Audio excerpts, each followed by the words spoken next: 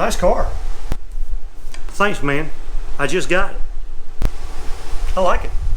Only $25,000. 25 grand, huh? I mean, it's nice. I'm not sure it's worth that, but hey, if you like it. Well, it's a real SS. Well, how do you know it's a real SS? Well, it says it right on the front. SS stands for Super Sport, man. Those just bolt on. You can buy them almost anywhere. Hello, 12-bolt rear end. Now you can get 12 bolts in, regular cars. Open. I've seen them in regular cars. Never 6-cylinder, but 12 bolt was just a heavy duty rear end. It was an option. You didn't have to get them in Super Sports. Dude, it's got disc brakes on the front. Super Sport. No, still just an option. Well, how about the floor shifter and all the little gauges, man? Come on.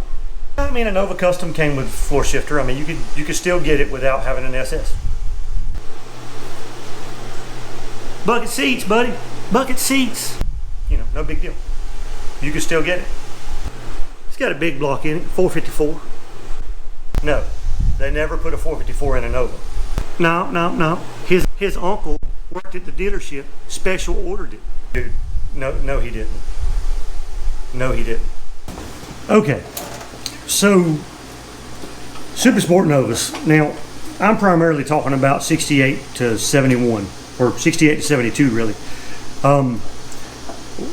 One of the most popular questions that you get is, how can I tell if it's a real SS, or was my car an SS, is my car an SS?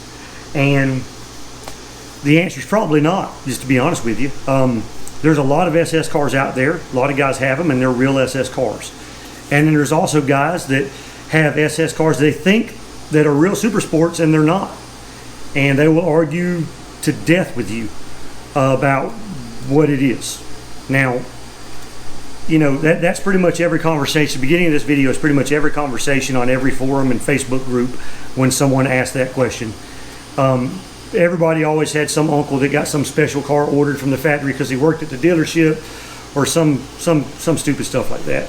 And the truth is, it's hard to tell on most cars without original paperwork. So 3rd gen Novas is all I really deal with, and that's from 68 to 74 as far as Novas go. I like all of them, but that's just my wheelhouse. And I'm definitely no expert, but I do a lot of reading, and I have some information, and some of it may be a little bit off or a little bit incorrect, but for the most part, all of this is true. And I've gotten this information from good sources. So first thing is 68 to 71. The only way you can tell if you have a real SS for those years is either with an original window sticker, an original build sheet, or the third option, and that still could be faked, I guess, is if you have a numbers matching SS only engine. For example, in 1968, you had a 396 that was available and a 350 that was available. I think 2 versions of the 396, 2 different horsepower. You had the L34 or something like that, and then the L78. And then you had, that was 2 versions of the 396, and both SS only. And then you had the L48 350 that was available only in the SS. You had a regular 350 that was available. That was the first year of the 350 engine, by the way. You had a regular 350 that was available in a non-SS, but not the L48. So if your VIN on your engine pad matches the VIN of your car, and it is denoted as an SS only L48 engine, or big block at all, and the VIN matches, then you have a real SS car. And there's lots of little things all over the car that were a part of the SS package. But a lot of those things individually were available as just an option on any car. In 68, you had regular drum brakes on non-SS cars. And then on SS cars, you had finned drum brakes, only available on SS cars. So if you have a 68 Nova with finned drum brakes on the front, and those are the original drums, it's an SS. Now, the problem is those can be swapped from another car. So you'd have to have a lot of other stuff. Also, disc brakes were available in 1968. It was probably an available option even on super sports. So to say that all SS cars had fin drum brakes, well, only if they had drums, I think. If they had disc and it was a super sport, I assume you could get those with that.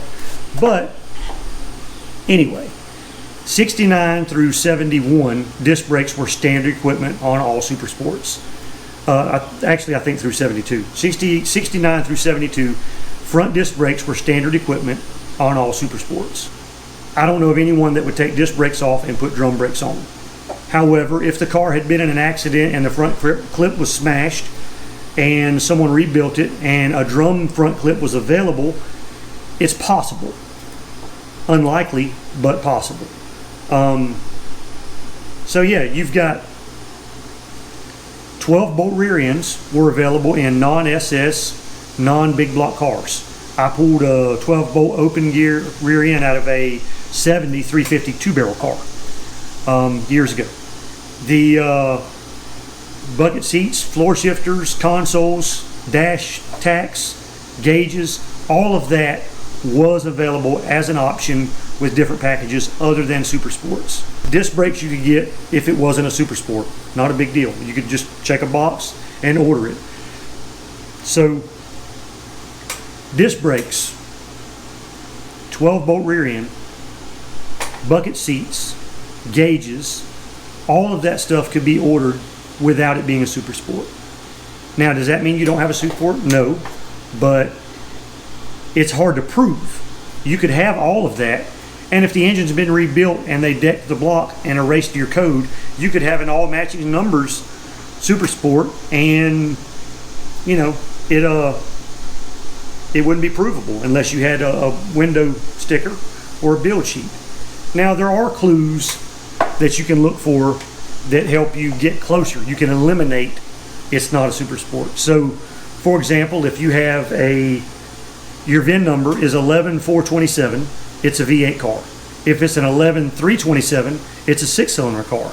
If it's a 6-cylinder car, it's not a super sport from 1968 to 1972. Now, in 1972, they did do one thing that they didn't do the other years, and this is the only year that you can prove by the VIN from 68 to 74, which is the third gen Novas. In 1972, they encoded the engine into the VIN. So the fifth digit of the VIN in 1972 tells you what engine is in the car. If the fifth digit of a 1972 Nova is a K, that denotes an L48 350 engine. The only available engine for a Super Sport that year, and only available in the Super Sport.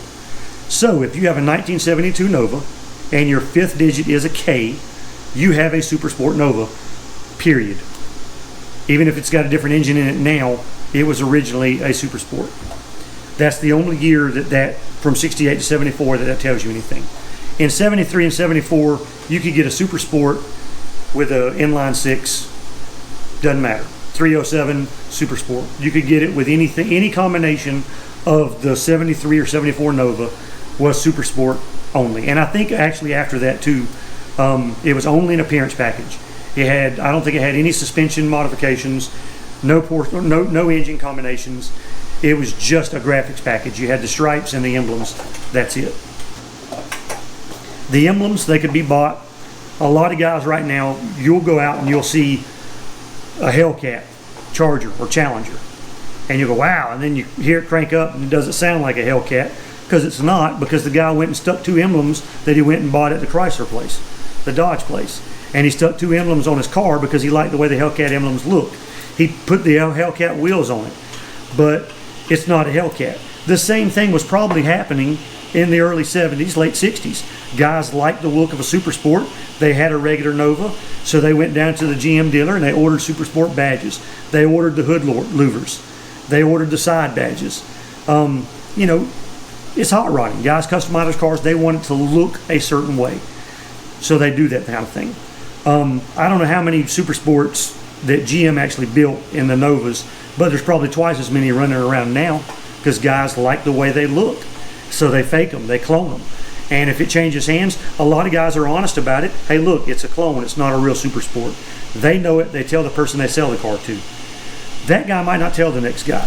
So the information gets diluted. And then you have guys that, you know, they do it on purpose. They build the car and they lie about it. They can fake. You can get engine stamped with whatever you want. If you have a date correct engine block and the correct heads, correct carburetor, there's guys that build exact clones or tributes of the super sport cars. And they're still worth a lot of money, even if they're known to be a clone or tribute, because I can't afford a real L78 396 Nova, but I might be able to afford a clone or a tribute, one that's pretty close. So anyway, guys, look, the super sport thing, that argument's going to go on, and I get all my information on stuff like that from people online that I trust, people that are in the know.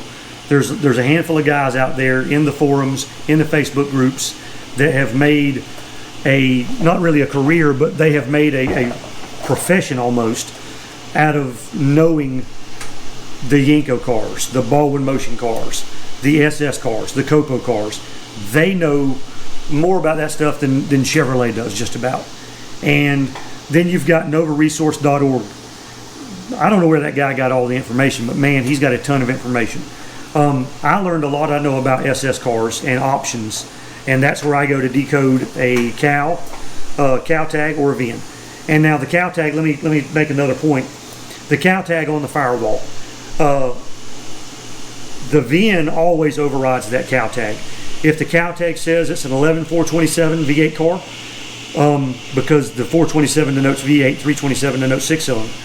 If the cow tag says V8 car and the VIN says it's a 11-327 6-cylinder car, the VIN is right every time. Cow tags are wrong.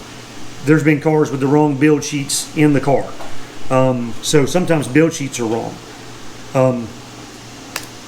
So anyway, look, build your car the way you like it. If you want a real super sport, find out how to tell a real super sport.